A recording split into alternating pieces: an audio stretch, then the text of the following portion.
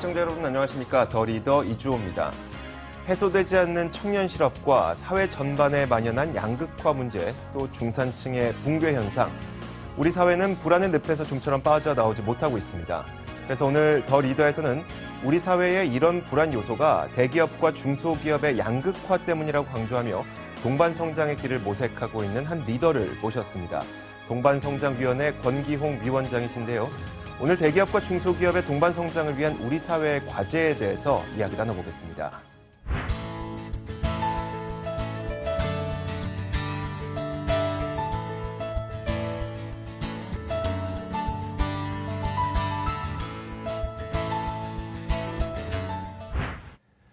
자, 오늘 이 자리에는 동반성장위원회 권기홍 위원장을 모셨습니다. 어서 오세요. 네, 안녕하세요.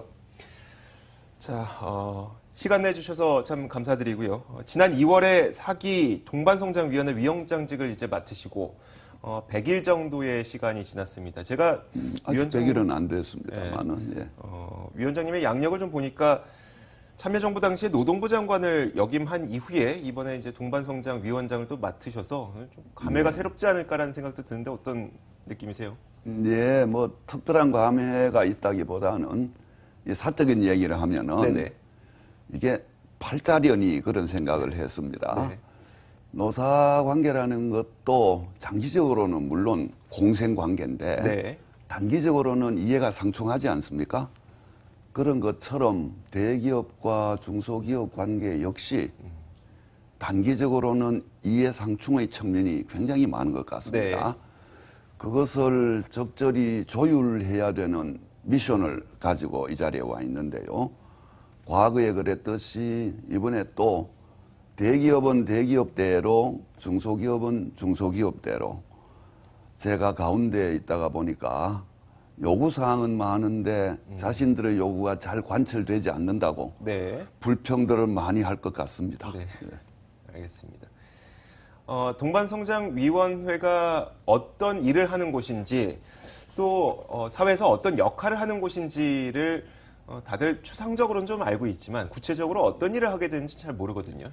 예, 추상적이기도 합니다. 네. 민간 부분에서 대기업과 중소기업 간의 동반성장 문화를 확산하라라는 네. 것이 미션이니까요. 문화요. 예, 문화 확산이라는 게 결과적으로 나타나는 것이지 네. 어떻게 한두 가지 방책을 내놓는다고 문화가 확산되는 건 아니지 않습니까? 네. 그러다 보니까 구체적으로 무엇을 하는지에 대해서 잘 모르시는 국민들도 계시는 것 같습니다. 네. 구체적으로는 일상적인 측면에서는 두 가지 일을 합니다. 네. 하나는 소상공인들을 중심으로 해서 어려운 상황에 있는 기업들이 자신들의 업역 보호를 요구할 때 대기업들이 그쪽에는 좀 진출을 자제해 주십사 하는 소위 말하는 중소기업 적합업종 네네. 지정에 대한 일을 하고요.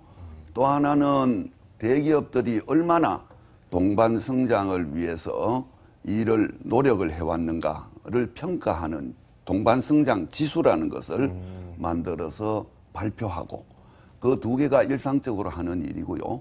그 외에는 문화 확산이니까 네. 다양한 형태로 대기업과 중소기업이 상호 상생 협력할 수 있는 네. 방안들을 제시하고 이런 일들을 합니다. 자, 그렇다면 우리나라의 동반성장 수준은 어느 정도라고 보시는지가 궁금한데 다른 국가에 비해서 좀 잘 이루어지고 있는 편입니까? 아니면 잘 안 이루어지고 있는 편입니까? 잘 이루어지고 있으면은 네. 아마도 동반성장위원회 같은 게 생기지 않았을 겁니다. 네. 아직 많이 미흡하다고 보여지는데요.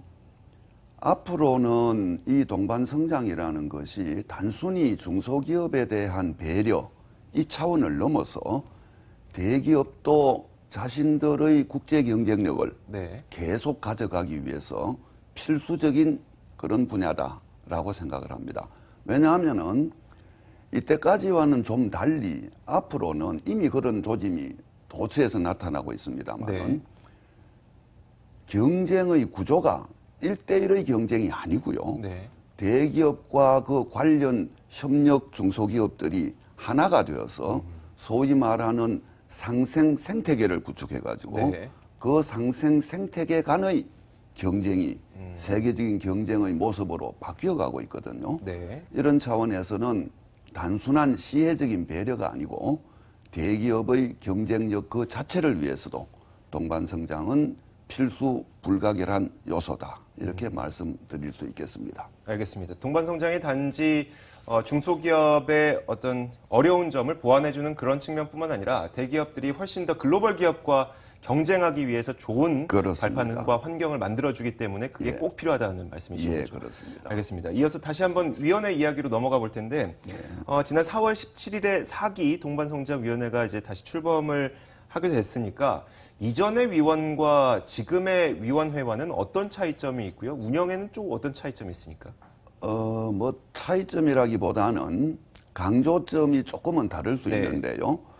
지난 정부 시절에 두 분의 훌륭하신 선임 위원장님이 네. 이끌어 오셨는데 정부 쪽에서의 입장이 동반성장이라는 가치에 크게 비중을 안 뒀지 않는가 싶습니다. 네. 그러다 보니까 두 분 위원장님의 그 훌륭한 리더십에도 불구하고 아까 말씀드린 그 두 가지 네. 일상적인 일에 좀 매몰되어 있었다. 그런 느낌이 듭니다. 그래서 저는 새 정부의 입장도 그러하다고 저는 믿고 있고요. 네. 대중소기업 간의 상생 협력 없이 우리의 사회 경제적인 문제를 해결할 수 없다. 네. 거기에 동의하고 그런 차원에서 좀 더 적극적으로 각 분야에 걸친 동반성장의 이슈들을 개발해서 네. 그 이슈들을 사회가 같이 공유하는 그런 노력을 말하자면은 동반성장 운동을 좀 네. 펼쳐나가 보고자 합니다. 그걸 위해서 위원회의 구성도 공익위원을 비중을 대폭 늘렸습니다. 네. 아무래도 공익위원들이 중간자적 객관적 입장에서 토론을 리딩할 수 있는 네. 그런 분들이라고 봐서 토론의 활성화를 도출해내고 그 동력으로 운동의 주체가 되고자 그런 생각을 하고 있습니다.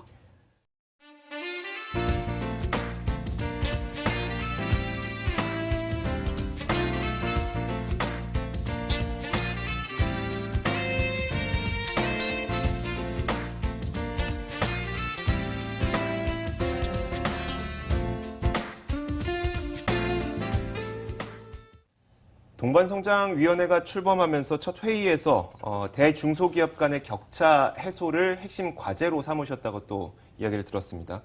또 올해를 임금 격차 해소의 원년으로 삼겠다 이런 포부도 말씀하셨는데 임금 격차를 어떻게 해소할 수 있을 거라고 생각하세요? 예, 어떻게 해소할 수 있느냐 방법을 찾으려면 네네. 임금 격차가 왜 이렇게 극심하게 벌어졌느냐 네. 그 원인부터 좀 알아야 될 텐데요. 여러 가지 복합적이긴 합니다만은 외환 위기 1997년 말에 우리가 경험했던 외환 위기를 기점으로 해서 대규모 구조 조정이 일어나고 네. 각 기업들이 생존을 위해서 발부둥치는 그런 시기를 우리가 겪었습니다. 그 당시에 우리의 노동운동도 급속하게 발전을 했는데요. 아무래도 임금 지불 능력이 앞서는 네. 대기업 단위로 노동운동이 훨씬 더 활발하게 전개가 됐죠. 네. 강력한 조직력을 갖춘 대기업 노조들이 상당히 빠른 속도로 임금을 상승시켜 왔었습니다. 네네. 근데 이 부분을 대기업들이 스스로의 능력으로만 감당하기에는 좀 버거웠던지 네. 관련 중소기업들에게 그 일부를 네. 전가하는 이런 현상들이 발생했고요. 그 결과 중소기업들은 지불 능력에 상당한 한계를 느끼게 됐고 네. 조직력이 미흡한 네. 중소기업 노동운동이 임금 상승을 위해서 노력할 여지 자체가 부족했다. 그러다 보니까 대기업에 근무하시는 노동자들과 네. 중소기업에 근무하는 노동자들 사이에 임금 격차가 엄청나게 벌어져 버렸다. 이렇게 보여지거든요. 네. 그렇다면은 문제의 해결은 역시 역순으로 찾아가서 네네. 발견해야 하지 않을까 싶습니다. 그래서 제일 먼저 내거는 것이 대기업이 이제 많이 좋아지긴 했지만 네. 아직도 남아있는 공정원가, 네. 제값쳐주기 네. 이런 것들을 좀 더 관심 있게 추진해 주십사 하는 요청을 드리고 있고요. 네. 또 단순히 제값만 쳐준다고 해서 이게 너무 세월이 가면 네. 유동성에 어려움이 생기니까요. 제때 주고 그리고 상생결제 시스템으로 주는 이런 대금 제대로 주기 운동을 네네. 핵심적인 운동으로 추진하고자 합니다. 자, 이렇게 대기업과 중소기업 간의 격차를 해소하는 방안이 어떤 게 있을까? 그러면 정부와도 참 여러 차례 이야기를 하셨을 것 같은데 구체적으로 요즘에 어떤 논의가 진행이 되고 있습니까? 근데 우리가 해야 될 일은 아까도 말씀드렸듯이 자율적인 네. 민간 부문에서의 문화 확산을 통해서 하자라는 것이기 때문에 대단히 네네. 추상성이 좀 높습니다. 그렇다면은 이거는 대기업과 중소기업 간의 협약 체결 차원에서 네. 일이 추진이 돼야 되는데요. 국가가 결정적인 영향력을 행사할 수 있는 네. 공공부문, 공기업들이 많이 있지 않습니까? 네. 우선 거기부터 자체 협력 중소기업들과의 관계를 제자리에 돌려놓는 네. 역할을 함으로 해서 대기업 일반에 모범을 보이는 그런 운동부터 시작해야 된다라고 생각하고 그런 차원에서는 뭐 정부 당국자들도 큰 이견을 가지고 있지 않은 것으로 알고 있습니다. 네. 또 중소기업 적합업종에 대한 논의도 진행하셨다고 하는데 이번에는 어떤 논의가 주로 이루어졌습니까? 이 적합업종이 3년 단위로 네. 6년까지 지정을 할 수 있게 되어 네. 있습니다. 그래서 3년이 이제 끝난 두 업종이 있습니다. 네. 하나는 임의감행형 체인 사업이라고 이름이 좀 복잡하고 깁니다만은 쉽게 말하면 어떤 업종이죠? 뭐 동네 슈퍼 있지 않습니까? 이 동네 슈퍼의 주류나 공산품 등을 네. 납품하는 유통업자들을 네. 지칭합니다. 네. 이분들이 이제 소규모 업체들인데 대기업 유통망이 여기에 자꾸 침투하는 데 네. 대해서 굉장히 우려를 많이 해서 3년 전에 지정이 됐었습니다. 네. 이제 3년이 됐는데 아직 졸업을 못하고 네. 3년만 더 지정해 주면은 우리도 그동안의 경쟁력을 갖추겠다. 네. 이런 이야기가 있어서 협의 끝에 다시 3년간 적합업종으로 지정하기로 네. 의결을 했습니다. 뭐 그 외에도 뭐 폐목재 재활업, 네. 재활용업 뭐 이런 부분들이 있는데요. 소위 말하는 우드칩이라고 네. 하는 겁니다. 이 두 분야에 대한 재지정이 의결되었습니다.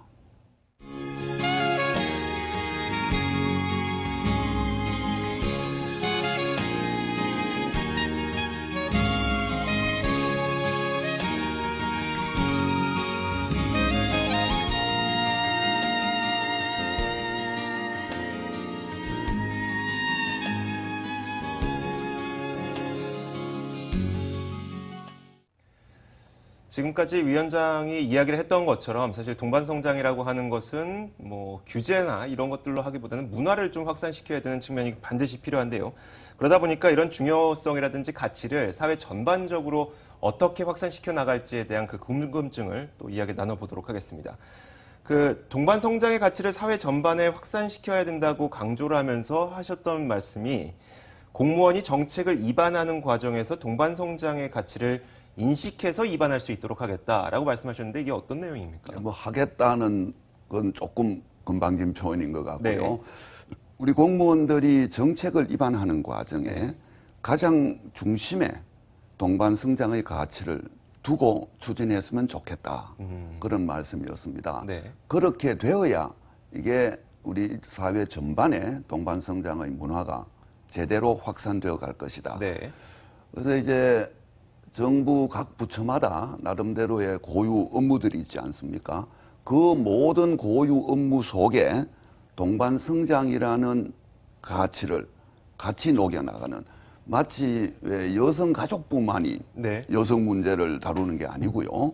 모든 부처의 네. 모든 논의 과정 속에 과연 이 문제가 양성평등 문제에는 어떤 영향을 미칠지 네. 같이 검토하는 것처럼 동반성장에는 어떤 영향을 미칠지, 이게 과연 동반성장 문화 확산에 도움이 되는 것인지 아닌지 같이 검토하는 네. 그런 분위기가 정착된다면은 동반성장 문화가 사회 전반으로 확장되는데 큰 도움이 되지 않을까, 그런 뜻이었습니다.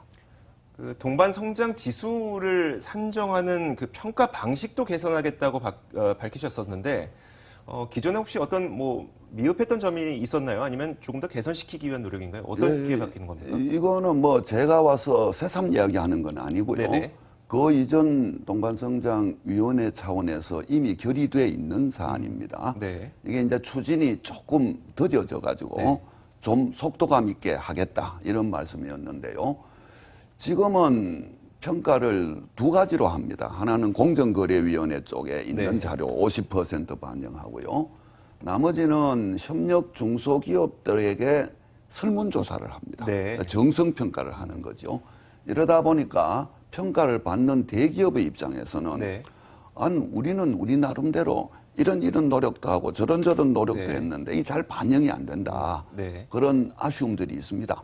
그래서 실적평가, 정량적인 네. 실적평가도 대폭 도입해야겠다라는 거를 가운데 두고 네. 지금 지수평가의 지표 개선 작업을 하고 있습니다.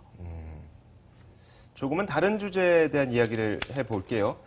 사실 우리가 동반 성장을 하기 위해서 대기업이 본인들이 함께 거래를 하거나 함께 커가고 있는 중소기업들에게 좀 도움을 줘야 된다는 인식을 갖고 계시는 분들도 상당히 많이 있어서요. 근데 반면에 또 중소기업들도 한껏 커 나가야 또 대기업들과 동반 성장을 할 수 있는 거 아니겠습니까? 이야기를 들어보니까 독일에서 또 공부를 하셨는데 예. 독일 경제에 큰 역할을 하고 있는 히든 챔피언, 우리가 흔히 강소기업이라고 부르는 그런 기업들이 예. 참 많아요. 우리나라에서는 이런 강소기업을 키우기 위한 어떤 방안이 있을까요? 그래 뭐 한 가지 방안으로 강소기업이 당장 생기는 건 아닐 겁니다. 네. 독일 역시 그들의 역사적인 과정에서 강소기업 히든 챔피언이 네. 육성됐다기보다는 스스로 자라났다. 네. 이렇게 이야기할 수 있거든요. 우리는 이제 좀 늦게 출발해서 우리도 이런 히든 챔피언을 좀 많이 가졌으면 좋겠다라는 욕심으로 육성 방안이 어떤 게 있을지 찾고 있긴 한데요. 네. 저쪽에서 자라난 거하고 우리가 의도적으로 육성하는 거하고 사이에는 일정한 갭이 있게 마련이고 네. 쉬운 일은 아닙니다. 그럼에도 불구하고 한마디로 얘기하면은 히든 챔피언이 핵심이 뭐냐? 기술 경쟁력입니다. 네. 적어도 기술 경쟁력에 있어서 자기가 속한 대륙에서는 1등, 네.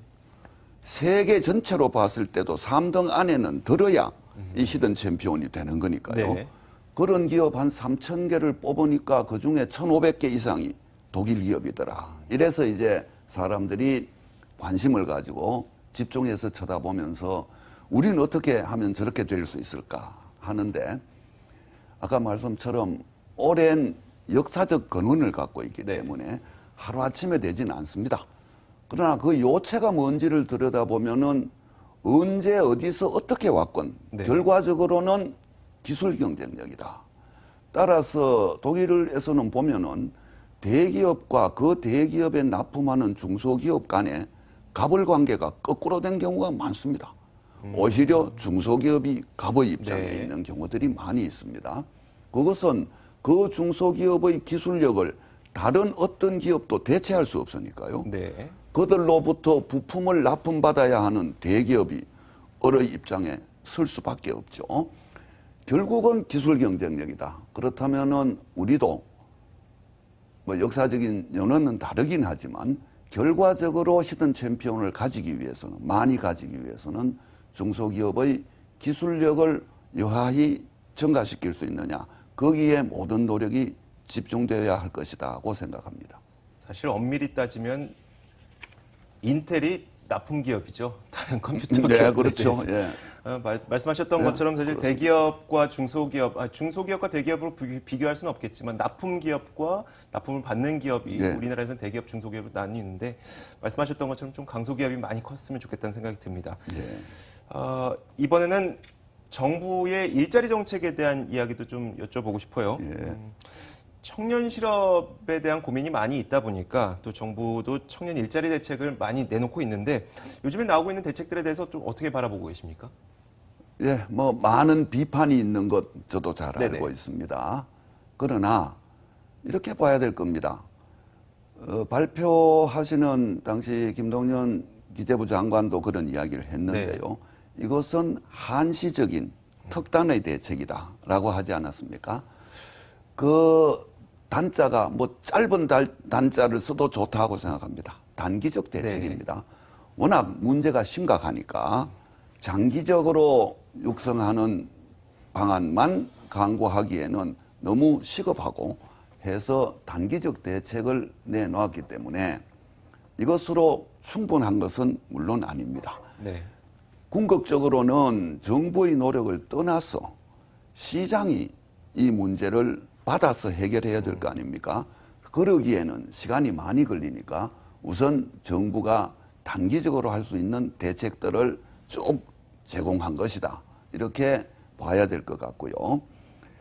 다만 하나 긍정적으로 제가 평가할 수 있는 것은 저희들이 올해를 임금격차 해소 추진 운동의 원년이다라고 하지 않았습니까? 이번에 제시된 것을 보면은 역시 정부도 임금 격차 문제가 청년 실업 문제의 핵심이다라는 사실을 이해하고 있다라고 보여져서 저는 대단히 반갑게 생각했습니다. 자, 지금까지 쭉 이야기를 나눠왔던 것처럼 동반성장이라고 하는 것은 정말 여기저기 한 군데서 뭔가를 뜯어고친다고 되는 건 아니니까요. 사회와 기업과 문화와 일자리 모든 것이 다 힘을 합쳐서 이루어져야 되는 것 같습니다. 그 말은 좀 반대로 얘기하자면 동반성장이라고 하는 것이 꽤 오랜 시간이 걸릴 것 같다라는 생각도 드는데 앞으로 이 동반성장위원회가 좀 장기적인 계획을 갖고 어떻게 해 나가시려는 계획이신지 한번 들어보고 싶습니다. 예, 여러 번 언급이 되긴 했습니다만은 동반성장위원회는 일종의 사회적 대화기구입니다. 네. 마치 노사정위원회가 노사 간의 사회적 대화기구이듯이. 근데 이 사회적 대화라는 것이 대단히 어려우면서도 그러나 이것이 일정하게 궤도를 찾게 되면 그때부터의 파급력, 그때부터의 영향력은 다른 어떤 규제적 정책보다 훨씬 더 크다라는 자부심을 가지고 좀 더 선제적으로 동반성장과 관련된 이슈들을 개발해서 공론화하고 그 공론의 결과가 설사 합일된 어떤 결론을 내지는 못하더라도 우리 사회에 우리가 가진 문제가 이것이었구나 라는 것을 점차 확산시켜 나가는 주체가 된다면은 뭐 동반성장위원회에 맡겨진 미션을 수행하는 거 아닌가 생각하고 욕심내지 않고 천천히 그러나 중단 없이 열심히 해보겠다 이런 말씀 드립니다.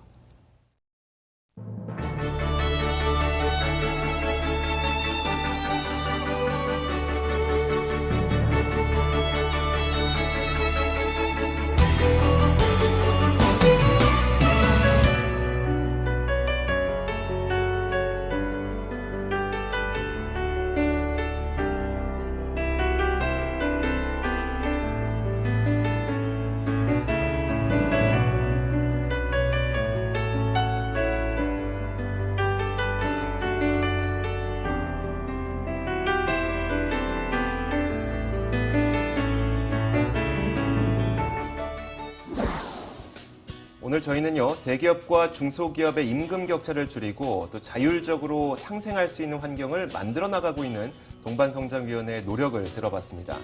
앞으로 대기업과 중소기업의 자율적인 상생과 협력이 더욱 속도를 낼 수 있었으면 좋겠고요. 중소기업이 좋은 일자리를 많이 만들 수 있고 또 더불어 우리 사회도 활짝 웃을 수 있는 날이 하루빨리 다가오길 기대해 보겠습니다. 자, 오늘 함께해 주신 동반송작위원회 권기홍 위원장이었습니다. 오늘 말씀 고맙습니다. 네, 감사합니다.